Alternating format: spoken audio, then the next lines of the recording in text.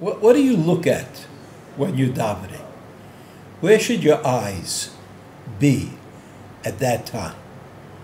The Mishnah Berurah in Sadi Aleph Vav says the following. He quotes the Zohar in Va'et Hanan. Now you know that the Mishnah Berurah was not obliged to quote the Zohar as a halachic source, but he does quote the Zohar when he feels that it represents a position that Am Yisrael either has adopted or should adopt, perhaps more fully.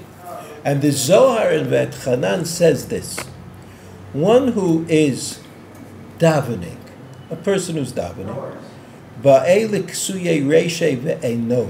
he should cover up his head and his eyes.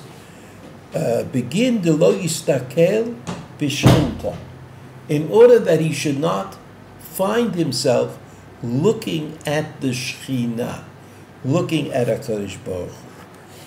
And so he adds, the way we do that is we take a talit, we take our talit, and we cover our head and our eyes with the talit during the time that we daven Shmona Esrei, and that's the position of the Pri Megadim. And so we see that we have a kind of we're in a difficult position. We want to stand before God, and we want to stand before God such that we are aware of God's presence, and yet recognizing that presence demands of us that we set up a kind of a barrier between ourselves and the presence of God. And this is, the Mishnah Berurah says, an anomaly.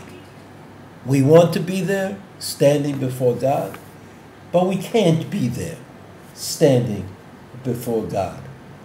So, we cover our eyes and our head with the Sidur. With the Sidur. Further, the Shulchan Aruch says, in Sadi Vav, he says, when we daven, you shouldn't hold anything that has nothing to do with Shmona Esrei. You shouldn't hold tefillin in your hand. You shouldn't hold a book, even a holy book, a Gemara, etc. He says, but you can hold a Sidur. You can hold the Sidur, the Mishnah Berurah explains, because the Sidur helps you to daven what you are davening. So the Shulchan Aruch says two things.